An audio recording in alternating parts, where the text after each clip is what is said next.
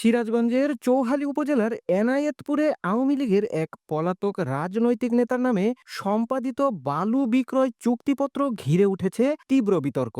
এতে প্রশ্ন উঠেছে চুক্তির আইনগত বৈধতা, দলিল নিবন্ধনের স্বচ্ছতা এবং প্রশাসনের নির্লিপ্ত ভূমিকা নিয়ে। জানা গেছে গত ৩০ জানুয়ারি ২০২৫ তারিখে একটি বালু বিক্রয় চুক্তিপত্রে বিক্রেতা হিসেবে স্বাক্ষর করেন মোহাম্মদ রাশেদুল ইসলাম সিরাজ, যিনি এনায়েতপুর থানা আওয়ামী লীগের সহ-সভাপতি এবং সাবেক ইউপি চেয়ারম্যান। তবে স্থানীয় একাধিক সূত্র জানিয়েছে তার বিরুদ্ধে একাধিক মামলা থাকায় তিনি ২০২৪ সালের ৫ আগস্ট থেকে পলাতক। সেই প্রেক্ষিতে তার শারীরিক উপস্থিতিতে দলিলে স্বাক্ষরদানের বিষয়টি নিয়ে সৃষ্টি হয়েছে গুরুতর আইনগত প্রশ্ন। চুক্তির অপর পক্ষ হিসেবে স্বাক্ষর করেছেন সিরাজগঞ্জ জেলা বিএনপির উপদেষ্টা এবং এনায়েতপুর থানা যুবদলের সাবেক সভাপতি।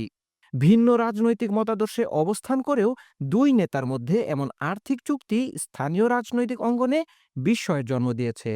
স্থানীয়দের অভিযোগ, ক্ষমতাসীন মহলের ছত্রছায়া এবং প্রশাসনের নীরব সমর্থনের সুযোগেই এই চুক্তি বাস্তবায়িত হয়েছে। তাদের দাবি, বিষয়টি সুষ্ঠু তদন্তের আওতায় আনলে একটি প্রভাবশালী গোষ্ঠীর সংশ্লিষ্টতা স্পষ্টভাবে প্রকাশ পাবে।